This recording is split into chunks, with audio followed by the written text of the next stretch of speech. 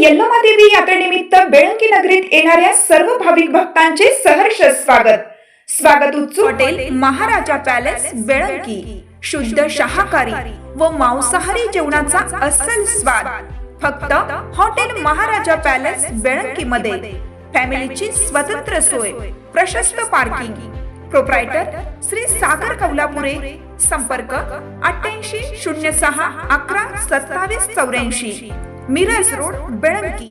प्रत्येक बातमीतील घटनेच्या वास्तविकतेची तुलना थेट पाहत रहा चांगली अपडेट।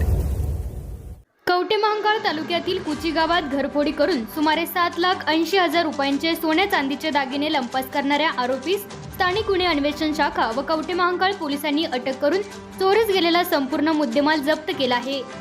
दिनांक 8 डिसेंबर 2025 रोजी सायंकाळी 5:30 वाजता ते दिनांक 9 डिसेंबर 2025 रोजी सकाळी 6 वाजेच्या दरम्यान फिर्यादी हे घरास कुलूप लावून परगावी गेले असताना अज्ञात चोरट्याने घरात प्रवेश करून सोन्या चांदीचे दागिने चोरी केले होते।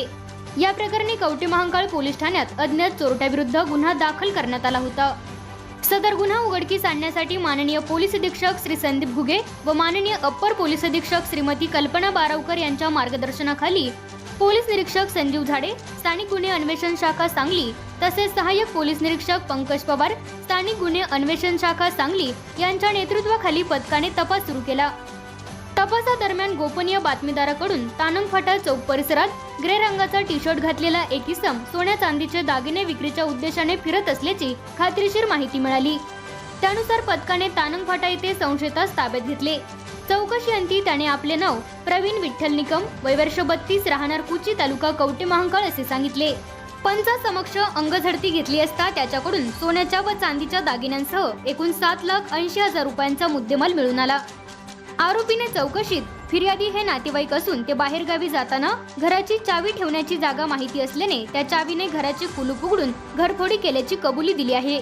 आरोपी व जप्त मुद्देमाल कवठेमहांकाळ पोलीस ठाण्यात जमा करण्यात आला असून पुढील तपास सुरू आहे। या यशस्वी कारवाईत पोलीस कॉन्स्टेबल संदीप नलवडे, सोमनाथ गुंडे, सागर लवटे, अमीर शाह फकीर, नागेश खरात, अनिल कोळेकर, महादेव नागणे, सागर टिंगरे, सतीश माने, संदीप गुरव, दरिबा बंडगर, मच्छिंद्र बर्डे, उदय माळी, विक्रम खोत, केरबा चव्हाण तसेच पोलीस शिपाई अभिजित पाटील, सायबर पोलीस ठाणे यांनी सक्रिय सहभाग घेतला।